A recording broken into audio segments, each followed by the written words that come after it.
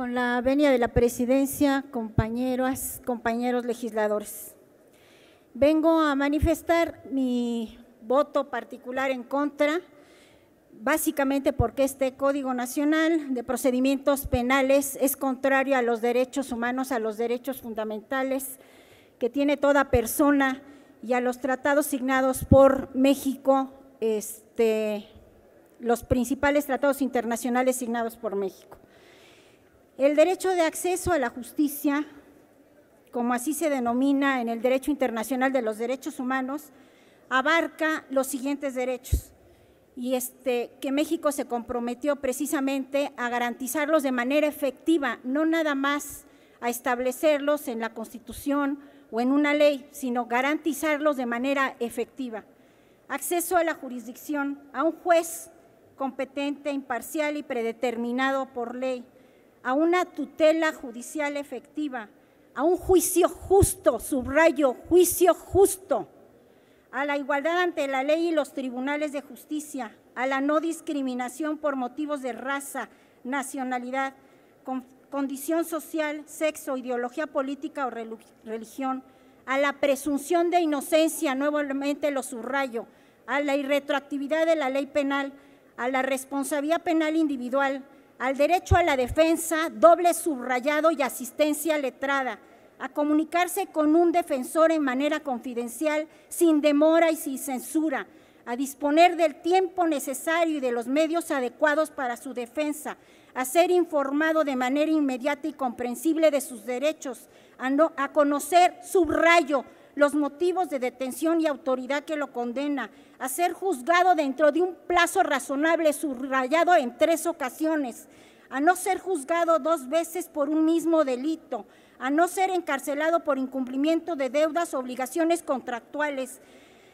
a no ser obligado a declarar ni a confesarse culpable, a un intérprete o traductor, a la protección contra todo tipo de detención ilegal subrayado. Son detenciones ilegales las que no están debidamente fundadas y motivadas,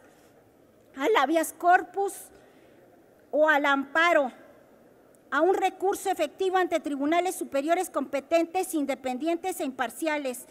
a que en el proceso penal se asegure la libertad subrayado, será reconocido y respetada por regla general y la prevención preventiva constituye una medida de excepción a la no aplicación de la pena de muerte, a la indemnización por error judicial, indemnización que debería de ser pagada a Patistán, precisamente al general hubiera sido pagado al general Gallardo y a todos los que están inocentes actualmente en las cárceles. Prohibición y protección efectiva contra tortura y otros tratos penales crueles, inhumanos y degradantes. Prohibición y protección efectiva contra desapariciones forzadas e involuntarias. Prohibición y protección efectiva contra ejecuciones sumarias o arbitrarias y en caso de detención al extranjero, a la notificación consular inmediata, no dentro de 1 año, 3 años, 1 semana, como el caso de Florence Cassés. En el Código Nacional de Procedimientos Penales están específicamente en contra de estos derechos el artículo 19, que habla del derecho al respeto a la libertad personal, y nada más para determinar el marco referencial de interpretación de esta disposición se señala a la Constitución y al propio Código. No se menciona los tratados internacionales porque el Código va en contra de los tratados internacionales, haciendo caso omiso del artículo 1 constitucional que señala la cláusula pro homine. Derechos del imputado a que se informe el embajado o consulado que corresponda cuando sea detenido, eso señala el 113, y se le proporcione asistencia migratoria cuando tenga nacionalidad extranjera. El derecho de notificación consular, establecido en el artículo 36 de la Convención de Viena de Relaciones Consulares, en la opinión consultiva OC-16 y en la sentencia de la Corte Interamericana que promovió México, por ironías del destino, México en contra de Estados Unidos, señala que el derecho de notificación consular debe ser inmediato. Son obligaciones del defensor. Fracción quinta, artículo 117, comunicarse directamente con el imputado cuando le estime conveniente el defensor, siempre y cuando esto no altere el desarrollo normal de las audiencias, y señala el 125, por lo menos en una ocasión. Digo, si va a ser esa la obligación del defensor, mejor quedarse sin defensor. Cuando la Convención Americana de Derechos Humanos establece la obligación del Estado a garantizar la comunicación con su defensor de manera confidencial, sin demora y sin censura, es un derecho del inculpado a ver a su defensor y conocer su defensa y el estado del proceso en cualquier momento, pero no el Código Nacional de Procedimientos Penales señala como obligación del defensor verlo por lo menos una vez, y él determina cuándo lo va a ver. Deber de lealtad, el Ministerio Público, ¿lealtad a quién?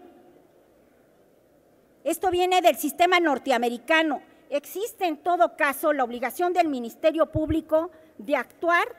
porque señala la disposición además, el Ministerio Público deberá actuar durante todas las etapas del procedimiento en que intervenga con absoluto apego a lo previsto nuevamente en la Constitución, en este Código y las demás leyes aplicables. No menciona los tratados internacionales, pero debería de señalar el Ministerio Público, más que debe guardar lealtad, se debe, por mandato constitucional, respetar las garantías y los derechos fundamentales y actuar conforme a este marco regulatorio.